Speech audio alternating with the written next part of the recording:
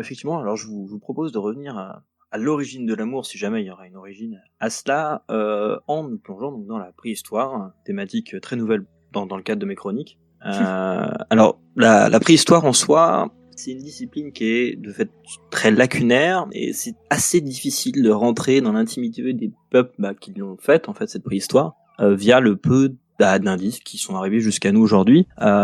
Néanmoins, on a quand même certains indices assez disparates qui nous permettent d'émettre des hypothèses et d'en réfuter d'autres. Donc, la question peut se poser, qu'est-ce qu'on peut aujourd'hui dire sur l'amour, la sexualité de nos ancêtres ? Bon, l'archéologie, c'est une science d'artefacts. Du coup, forcément, on va plutôt s'intéresser à quels vestiges physiques on peut arriver jusqu'à nous pour nous renseigner quant à la sexualité des peuples paléolithiques. Tout de suite, déjà, ça restreint beaucoup la question, puisque la sexualité en soi, elle n'a pas forcément à laisser de vestiges physiques.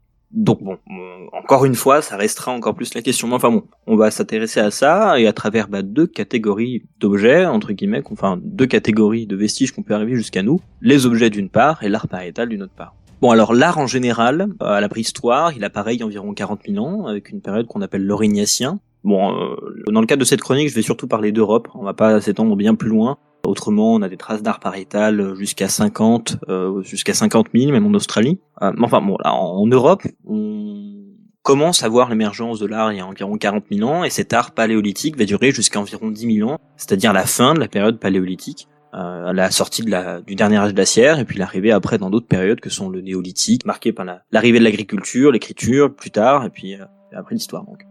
Bon, dans cet art paléolithique, donc qui commence il y a 40 000 ans, l'humain en fait il est très peu représenté. C'est surtout des symboles. La plupart du temps on pense déjà aux animaux, mais quantitativement parlant, si les animaux sont plus gros et donc plus voyants, ils sont minoritaires par rapport aux symboles qu'on ne comprend pas aujourd'hui. Dans un deuxième temps viennent donc ces animaux, et puis les humains arrivent dans une dernière catégorie, c'est à peine 5 à 3% de l'art pariétal au total. Donc c'est très très peu, ce qui fait que là encore pour notre question, ça limite encore ce qu'on pourrait en dire. Pourtant, on remarque que dès le départ, dès justement ces prémices de l'art, qui sont pas tant des prémices que ça d'ailleurs, on commence à noter des représentations sexuelles. Et ça peut être du coup un bon point pour s'attaquer à la problématique. Bon, alors on va commencer par les représentations masculines. En effet, la plus vieille, la plus ancienne statuette du territoire français est un phallus sculpté dans une cheville osseuse de bison qu'on a retrouvé à l'abri Blanchard en Dordogne. Et ce phallus, que vous pouvez faire, alors je vous invite pour toute la chronique à garder une fenêtre internet ouverte dans un coin et à aller regarder en fait ce dont je vous parle au fur et à mesure, parce que c'est vrai que on parle de choses graphiques. Donc ce phallus de l'abri Blanchard en Dordogne, en fait il a été retrouvé dans un contexte aurignacien, donc cette première culture européenne, et il doit donc dater d'environ 30 000 ans en arrière. Ah oui. Voilà, donc la plus vieille statuette du territoire français est un pénis gravé, qui est assez explicite. On a une partie tubulaire, on a le gland final, et puis la fente bien marquée sur la partie sommitale. Alors on retrouve d'autres traces de phallus comme ça sculptés. On a par exemple un phallus qui est très connu, qui est situé dans la grotte de Hohlefels en Allemagne. C'est un phallus de 20 cm, donc plus ou moins en taille réelle, qui est fait en roche polie, c'est en siltite, et qui est gravé, il y a des gravures dessus, il y a quelques marques, etc., qui justement mettent bien en valeur le gland, etc. Lui, il a été daté d'entre 28 000 et 27 000 ans. C'est plus tout à fait l'Aurignacien, c'est la période qui arrive juste après, c'est le Gravétien, mais on y reviendra. Comme je vous l'ai dit, en fait, des phallus comme ça, on en a retrouvé pas mal. Il y a le phallus de la Logerie Basse, qui est en bois de renne, celui de Montgoldier, qui est en os de mammifère marin, il y a les bâtons en ivoire de Dolnives-Sonice, etc., etc. Bon, ça c'est pour les objets. On retrouve également des représentations sexuelles masculines en art pariétal. Pour ma part, je trouve que celle qui prend le moins de pincettes, c'est très clairement celle de Cosquer. Cosquer, il y a un énorme pénis gravé, exactement de la même manière dont vous pouvez en voir dessiné à l'arrache au stabilo dans un arrêt de bus. C'est vraiment, il y a zéro différence au niveau de la représentation. Et puis après, il y a ceux qui sont très connus, qui sont associés avec un individu. En fait, c'est généralement le cas. En fait, on a l'homme à tête d'oiseau, par exemple, de la scène du Puy de Lascaux. C'est un homme qui tombe en arrière, qui est blessé ou mort sous la charge d'un bison, qui a un corps un peu dessiné en bâton et qui a une petite virgule qui figure un sexe en érection.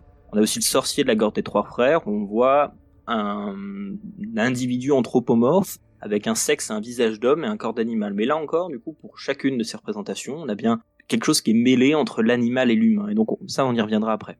Mais surtout, l'art paléolithique est extrêmement marquée par les représentations féminines. C'est pas pour rien que j'ai commencé par les masculines, c'est parce qu'elles sont très minoritaires, donc comme ça, c'est fait. L'art aurignacien, donc comme je vous l'ai dit, ces prémices de l'art européen, est justement très très marqué par ces représentations vulvaires, de triangles pubiens, etc. On a par exemple la grotte, ça je vous invite du coup à regarder vite fait sur internet, la grotte de Tito Bustillo, qui est située dans les Asturies, en Espagne, dans laquelle il y a tout un panneau entier tapissé de vulves dessinées en rouge, qui a même donné le nom à la salle, qu'on appelle le Camarin des vulves. C'est très graphique. C'est ça fait partie donc de tout plein d'autres panneaux qui représentent plein d'animaux de l'époque. C'est quelque chose qu'on retrouve, donc là on est en grotte profonde, donc c'est pas des lieux de vie, hein, c'est des lieux où qu'on va investir dans un but précis qui est là de faire de l'art pariétal, mais c'est sûrement pas le seul d'ailleurs. Et on a la grotte Chauvet, donc en Ardèche, dans laquelle tout au fond de la grotte, après être passé par tous les autres panneaux, qui sont une vraie scénarisation de la visite, on arrive dans la galerie des Mégacéros, au sein de laquelle on trouve énormément de vulves gravées, dessinées au charbon de bois, et puis enfin on arrive sur le dernier panneau, tout au fond de la grotte, devant laquelle, sur un pendant de voûte, alors c'est pas une stalactite en soi, hein, c'est simplement la paroi qui a une forme descendante. On a dessiné ce qu'on appelle la Vénus de Chauvet, qui est en fait un triangle pubien encerclé par des jambes de part et d'autre, qui contournent la vulve pour former de part et d'autre un lion et un bison. Bon, c'est évidemment plein de sens symboliques qui aujourd'hui nous échappent totalement. Hein. Mais ça, ces représentations en grotte profonde, elles sont au final assez rares, notamment donc à l'Aurignacien.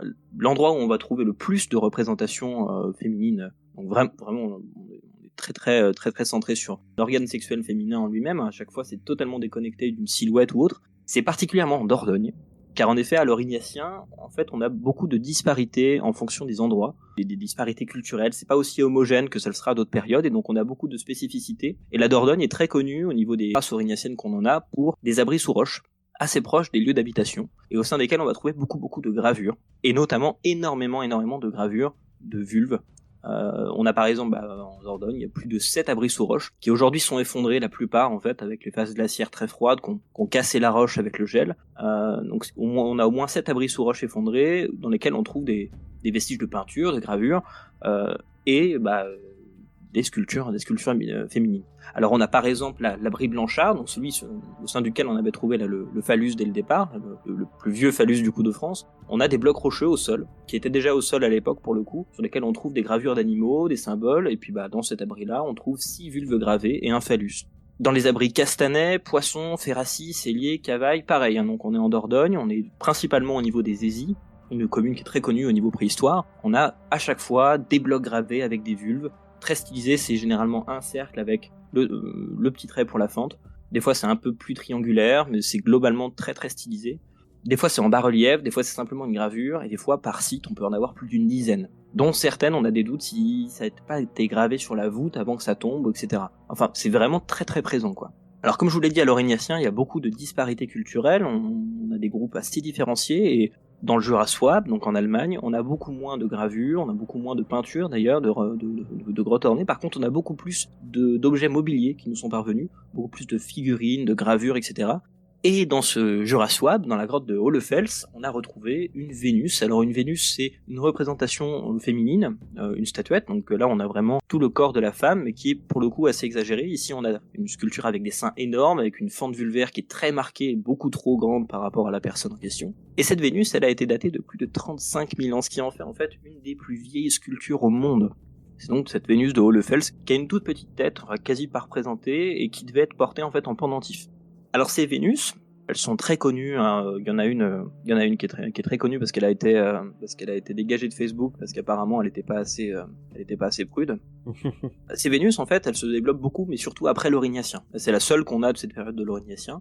C'est surtout au Gravecien, donc la période suivante, donc on a évoqué à peine tout à l'heure, où on va avoir énormément. Là, on en trouve beaucoup, hein, partout. Dans toute l'Europe, parce que pour le coup c'est une culture qui est très homogène dans l'Europe, le Gravecien. On va en avoir en ivoire, en os, en jaspe, en calcaire, en stéatite, bref, partout.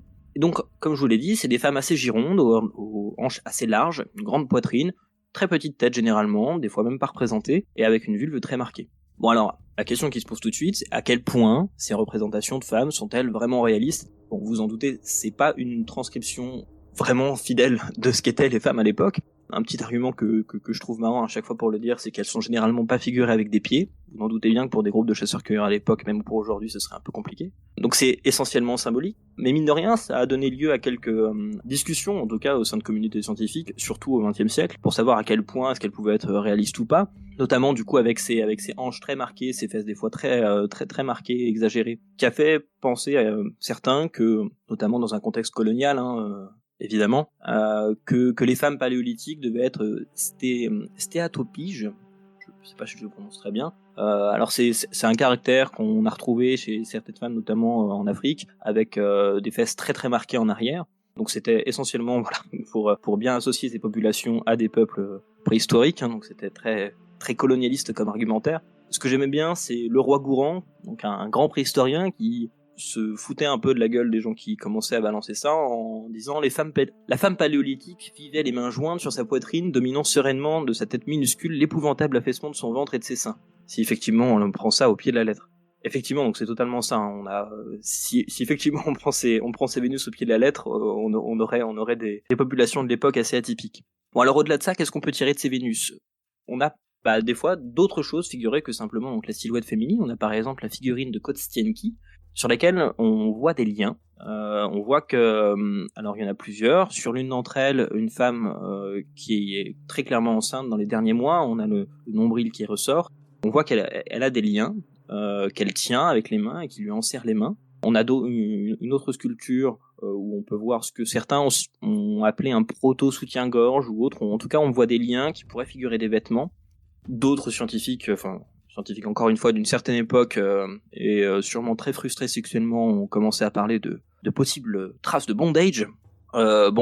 C'est encore une fois très soumis à interprétation, mais c'est assez pitoyable, je trouve, moi, comme interprétation. Mais enfin voilà. Mais ça, on y reviendra dans l'ouverture de cette chronique, parce que j'ai pas mal à dire sur les recherches que j'ai faites déjà pour faire la chronique. Alors, une hypothèse déjà un peu plus probable pour notamment la femme, donc il y a un lien et qui lui prend les poignets et qu'elle tient à la main. Donc cette femme enceinte, il y a une technique notamment qui a été utilisée par beaucoup de peuples à travers l'histoire, qui consiste à essayer d'aider un peu lors de l'accouchement avec un lien en poussant en fait sur le dessus du ventre, en essayant d'accompagner un peu la poussée. Bon, ça veut absolument pas dire qu'il s'agit de ça, mais c'est déjà une hypothèse un peu plus réaliste, un peu plus qui a un peu plus de sens. À côté de ça, on continue à retrouver quelques phallus sculptés. On a notamment sur des objets qu'on appelle des bâtons percés. C'est des objets très mystérieux en archéologie parce que on n'en comprend en fait toujours pas le sens. Il y a plusieurs hypothèses qui circulent, donc c'est vraiment des bâtons sur lesquels un trou a été aménagé. Des hypothèses ont circulé, ça aurait pu être des bâtons de commandement, donc un truc attestant d'une certaine hiérarchie dans le groupe, en tout cas attestant d'un statut, ou alors des bâtons qui aideraient à redresser des saguets ou autre. Bon bref, en tout cas beaucoup d'entre eux sont gravés, et certains sont gravés de manière assez explicite. On a par exemple, alors là pareil, je vous invite à taper un petit coup sur internet, on a le bâton percé de la gorge d'enfer, donc toujours en Dordogne. Donc c'est un bâton percé en Y, et chaque branche du Y, deux des branches du Y, représentent des phallus, très explicites. Très gravés aussi, donc pareil, ce courant un peu anastomiste qui visait un peu à prendre au pied de la lettre tout ce qu'on voit sur les gravures et essayer de les interpréter de manière physique, se disait que peut-être on se gravait le phallus à l'époque. Absolument pas dit, on est bien d'accord. Ouais. C'est simplement des symboles, etc., qui ornent un objet en fait de la vie quotidienne, dont encore une fois on connaît même pas la signification. Donc bon, encore une fois un peu d'humilité. Un autre bâton percé que je trouve assez marrant, c'est le bâton percé de Roch de Marcan. Pourquoi ? Parce qu'en fait, les bâtons percés, donc c'est une forme phallique à la base, en fait. Donc on a beaucoup de représentations justement de phallus sur ce genre d'objet. Le bâton percé de Roch de Marcan, en fait, est donc un bâton percé, donc avec une forme assez phallique, mais avec une représentation de vulve très réaliste sur la partie supérieure. En fait, c'est des associations entre masculin et féminin sur le même objet qu'on retrouve dans plusieurs autres cas, mais ça on y reviendra juste après. Alors, ces représentations de phallus, si pareil, on peut partir dans toutes les idées loufoques qu'on peut retrouver sur Internet. Certains les interprètent carrément comme étant des godemichets d'époque. Bon, j'avais entendu. Aucun commentaire sur ce genre d'interprétation que je trouve assez incroyable, parce qu'encore une fois, elle se base sur absolument rien d'autre que simplement une vague forme qui nous évoque dans notre culture actuelle, pourquoi pas des godemichets. Mais enfin, si juste on recule un peu plus dans le temps. justement, on se recule un peu moins dans le temps. Dans le monde romain, on a énormément de représentations de phallus. Pourtant, la plupart, en fait, sont associées à une divinité qui s'appelle Priape. Et en fait, ça a absolument rien d'érotique. C'est simplement quelque chose qui est là pour conjurer un mauvais sort, ou etc. C'est plutôt comme un trèfle à 4 feuilles, en fait, d'une certaine manière. Voilà, donc rien que déjà cette observation-là, qui est pas si lointaine que nous, peut déjà nous permettre d'approcher ce qu'aurait pu être, à quoi aurait pu servir ce genre de représentation. Alors comme je vous le disais, il y a pas mal de représentations en fait hermaphrodites, surtout dans les objets mobiliers, mais pas seulement, hein, des fois en art pariétal. Alors des fois on a des organes mâles et femelles sur une même pièce, des fois c'est un organe féminin qui est gravé sur un objet phallique, comme je vous en ai parlé tout à l'heure. Des fois c'est un phallus qui est gravé sur un objet évocateur d'une fente vulvaire, et puis des fois c'est carrément même des Vénus qui, vus sous un certain angle, sont clairement en fait des phallus. Donc à chaque fois, il y a toujours cette ambiguïté. Sorte de dualité. Ouais, il y en a une que je trouve très très très explicite de ce côté-là. Alors c'est la Vénus de Milande, qui est qui est vraiment dans cette dualité. Oui. Sur une face, on voit très clairement une Vénus avec la tête, le corps, les jambes, le triangle pubien, et puis le reste, dès qu'elle est de profil, on voit très clairement un pénis. Donc ça, c'est quelque chose qu'on retrouve en fait beaucoup et qui pose beaucoup de questions quant au sens en fait de ces objets mobiliers. Donc je vous ai parlé de l'Aurignacien, vous voyez que c'est pas tout à fait pareil la manière de représenter le sexe ou autre, ou en tout cas pas le sexe donc comme nous on peut l'entendre aujourd'hui, mais en tout cas ces organes sexuels, ça change un peu au Gravétien. Et puis encore plus tard, à la toute fin du coup du Paléolithique, au Magdalénien, ça change encore. Là on va avoir davantage affaire à des silhouettes beaucoup plus de femmes majoritairement, beaucoup plus lascives, beaucoup plus souples, beaucoup plus longilignes. On retrouve ça donc à Angle sur l'Anglin, à la grotte de la Magdeleine. On a des visages très expressifs à la grotte de la Marche, mais je reviendrai sur la grotte de la Marche. Et on a par exemple à Gonnersdorf, on a des femmes dansantes, on a 2 femmes nues qui s'enlacent et qui frottent leurs seins l'une contre l'autre. Alors là encore, ça donnait lieu à pléthore d'interprétations tout aussi loufoques les unes que les autres. Enfin voilà, on a une autre manière, d'autres styles en fait qui évoluent avec les époques. Une grotte que j'aime bien, un site que j'aime bien, c'est la grotte de Fontainebleau. À Fontainebleau en fait, donc, qui est très connue pour l'escalade, et qui est très connue aussi simplement pour la balade pour tous les Parisiens. En fait, on a énormément d'abris. C'est assez peu connu, mais on a énormément d'abris dans des grottes de grès ou dans des petits abris sous roche qui ont été aménagés, gravés, peints même d'ailleurs, pendant plusieurs millénaires. On en retrouve jusqu'à 20 000 ans en arrière. Et dans l'une d'entre elles, en fait, on a tout au fond de la petite salle, alors c'est pas des grottes très profondes, hein, mais à peine après avoir passé un couloir qui nous amène à une espèce de petite salle, on a là un triangle qui a été gravé dans la roche, tout autour d'une fissure en fait naturelle. Et des études récentes montrent qu'en fait, tout un système de petits conduits, une espèce de canalisation en quelque sorte, a été fait derrière la paroi pour amener l'eau de pluie jusqu'à cette fente naturelle, histoire que lorsque il y ait de fortes pluies, etc., à l'intérieur de cette petite salle, de l'eau sorte par justement ce triangle pubien. Donc là, il y a tout un aménagement qui est fait pour justement, en tout cas, quelque chose de très créer un moment un peu spectaculaire d'une certaine manière, quoi. Donc ça, c'est tout récent, c'est pas d'ailleurs encore sorti, mais c'est il y a vraiment un aménagement qui vise à quelque chose, quoi. Ok. Je me suis perdu. Je parlais de... de l'amour à la base. Non, en vrai, je trouve cet aménagement trop classe. Enfin, je trouve ça super impressionnant, quoi. Des photos pour qu'on puisse voir ou...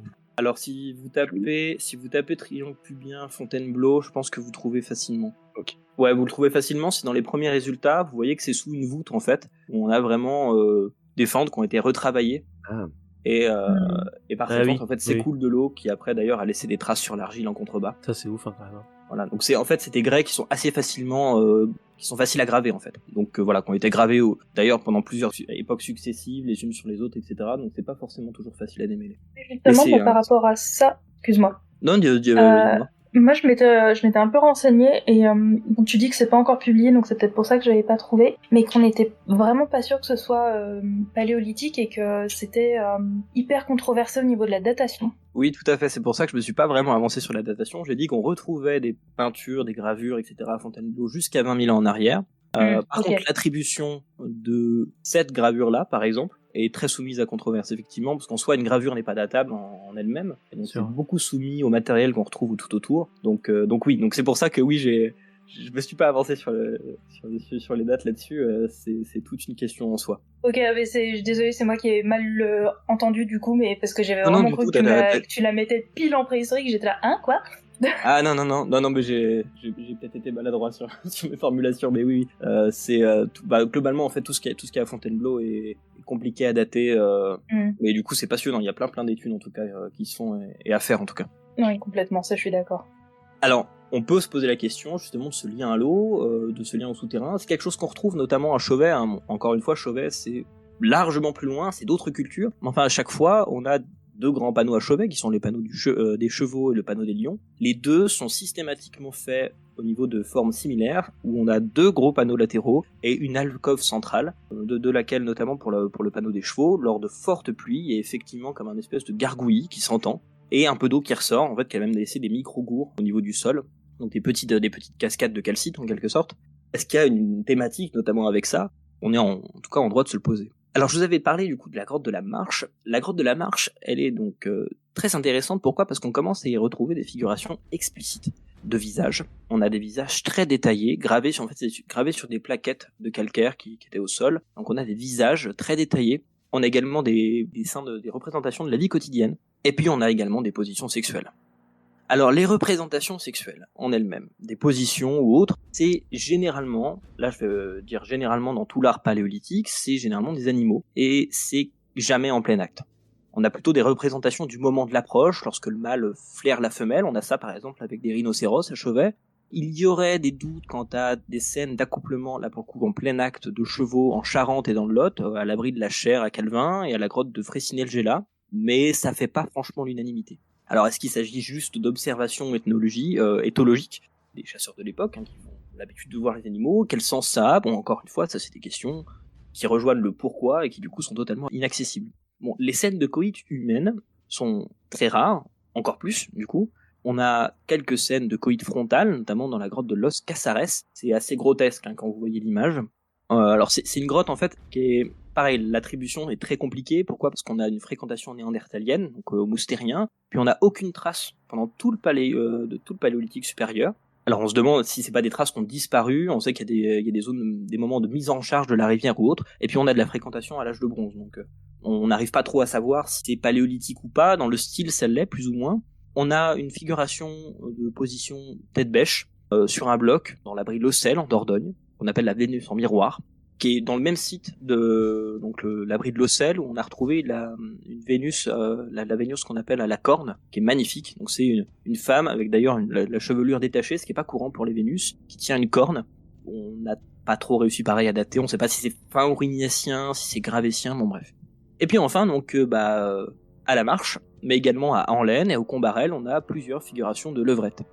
Faut-il pour autant y chercher l'expression réaliste de pratiques sexuelles ou, comme certains l'ont avancé, un équivalent préhistorique de notre pornographie ? Bon, déjà de ce qu'on a vu auparavant, puis même après avec un examen un peu plus approfondi, on reconnaît très bien que c'est plutôt une figuration d'une pensée symbolique qui exprime tour à tour un jeu d'opposition fondé sur la dualité des sexes. On a donc notamment les grottes ornées. Les grottes ornées portent en elles-mêmes déjà une symbolique sexuelle. La caverne en elle-même, on peut très bien se poser la question de ce que ça pouvait dire à l'époque. Pourquoi est-ce que ça a une symbolique différente ? On le voit au niveau des représentations. Il y a un traitement différent entre ce qui est de près de l'habitat, ce qui est de la grotte profonde, avec Chauvet du coup où les figurations féminines ne sont que dans la toute dernière partie, le tout fond de la galerie. Donc on a plein de choses comme ça. On a la Vénus de Chauvet qui elle-même est représentée sur un pendant rocheux qui en soi est une forme phallique, mais on a surtout tout ce que je vous ai expliqué auparavant, c'est-à-dire des statuettes qui sont à la fois féminines et masculines. On a ce jeu de dualité qui s'observe dans beaucoup de choses. Et puis surtout, je trouve l'argument le plus indiscutable pour expliquer le caractère symbolique de ces représentations, c'est les gravures qui ont été faites sur une demi-ronde, donc c'est une petite plaquette à la Madeleine, à la grotte de la Madeleine, sur laquelle on voit un ours léchant un phallus humain. Alors deux possibilités, soit c'est du symbole, soit les hommes étaient très courageux à l'époque. Voilà, moi je trouve que ça règle totalement la question. Mais bon après voilà, on peut encore en discuter quoi. Après voilà, faut pas oublier que tout ça, en fait, on le voit avec nos yeux de notre époque. J'ai lu des articles où on parlait presque de pin-up préhistorique avec les Vénus. Ça n'a aucun sens. Encore une fois, on le voit avec nos yeux de notre époque. Pour vous donner un ordre d'idée, par exemple, la première Vénus qui a été trouvée, on l'a trouvée en 1865. Elle avait été appelée la Vénus impudique. Pourquoi ? Parce qu'on la trouvait totalement, beaucoup trop explicite, totalement dénudée. C'était justement la preuve du caractère barbare de ces gens de l'époque. Encore une fois, On n'interprète tout ça que par le prisme de notre propre époque. Et donc, c'est toujours compliqué de commencer à enlever le conditionnel à tout ce qu'on dit, quoi. Alors au niveau de l'interprétation, là par exemple, énormément d'hommes, enfin la quasi-totalité du coup des représentations masculines sont représentées dans une érection formidable. Alors est-ce qu'ils étaient atteints de priapisme comme l'ont avancé certains, ou est-ce que comme on en a parlé tout à l'heure, est-ce que c'est pas un caractère plutôt apotropaïque pour conjurer le mauvais sort? Toutes ces représentations sexuelles, elles peuvent être associées à la sexualité, mais également surtout à la fertilité, à la reproduction en fait. C'est pas forcément quelque chose de connoté sexuellement, dans le sens où nous on l'entendrait aujourd'hui. À l'époque, on a une mortalité infantile qui est assez grande, on a des accouchements qui parfois sont difficiles, et puis surtout, en fait, on est sur des peuples de chasseurs-cueilleurs, au sein duquel la question de la naissance et de la mort, en fait, les deux sont totalement mis sur le même pied d'égalité, c'est quelque chose de très important. Pourquoi ? Parce qu'en fait, on est sur des groupes qui doivent être plus ou moins équilibrés, en fait.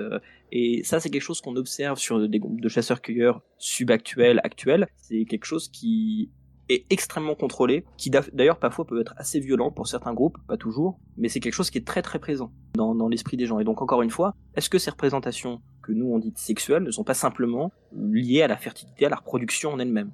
Est-ce qu'il pourrait s'agir de rites de passage ? On peut se poser la question. Un rite de passage, ce serait quoi ? Ce serait une marque de changement de statut social dans la société qui passe par des cérémonies. On a en soi, nous, des traces de cérémonies, enfin, en tout cas de ce qu'on pourrait en dire depuis le paléolithique moyen, parce qu'on a des sépultures, on a des offrandes dans les sépultures, on a des traces de libation, on a même des traces de versement d'ocre sur le corps, donc sûrement des cérémonies, des rituels. Donc pourquoi pas imaginer des choses en lien justement avec la fertilité, la reproduction ou autre. Pour vous donner un parallèle ethnographique qui, encore une fois, est toujours à prendre avec énormément de pincettes, pour éclairer pourquoi pas des gravures de vulves du coup en Dordogne, à l'île de Pâques, au début du XXe siècle, il y avait toujours un rite qui était fait à la puberté, qui s'appelle l'enfant oiseau, Temanu Motapoki, où la jeune fille arrivait devant le groupe, se mettait sur une grande pierre plate devant tout le monde, écartait les jambes, un prêtre arrivait, regardait du coup entre ses jambes et gravait sa fente vulvaire, ses lèvres, son clitoris sur le rocher sur lequel elle se tenait. Et donc il faisait ça régulièrement.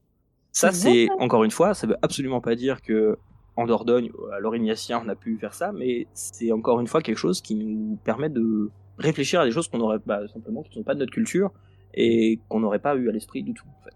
C'est clair. Donc encore une fois, pour finir, on n'aura jamais le détail et les fantasmes de nos ancêtres. Par contre, on peut émettre des hypothèses, comme je vous le disais au départ, par rapport à ce qu'on a. On peut surtout en éliminer certaines par rapport aux informations qu'on a. Et puis on peut réussir peut-être à essayer de s'ouvrir sur d'autres manières de voir en fait, manières d'être à l'amour, à la sexualité ou autre, à travers d'autres manières d'être, d'autres populations, qu'elles soient actuelles ou pas, pour nous permettre du coup de tracer des parallèles. Ça c'était la petite ouverture que j'avais fait à la base pour introduire le. C'est une ouverture qui est parfaite pour Nico. Pour introduire Nico. Mais du coup je voulais simplement finir sur les recherches en fait que j'ai faites. J'ai trouvé énormément de papiers dès que j'ai commencé à taper sexe paléolithique. Il y a beaucoup d'articles de plein de magazines différents qui se veulent du coup vulgarisateurs sur la question et qui en fait oublient totalement le conditionnel, ou ont tendance à prendre totalement au pied de la lettre les représentations simplement paléolithiques. Simplement, pour eux, la plupart du temps, ils commencent en disant que la plupart des scènes en fait figurées à l'époque, notamment les animaux, que ce soit Chauvet ou autres, sont des scènes de chasse qui en fait traduisent des réalités, des souvenirs. Par exemple, je sais pas, moi, Patrick a tué un mammouth, il était obligé de dessiner histoire de montrer qu'il a quand même tué un mammouth.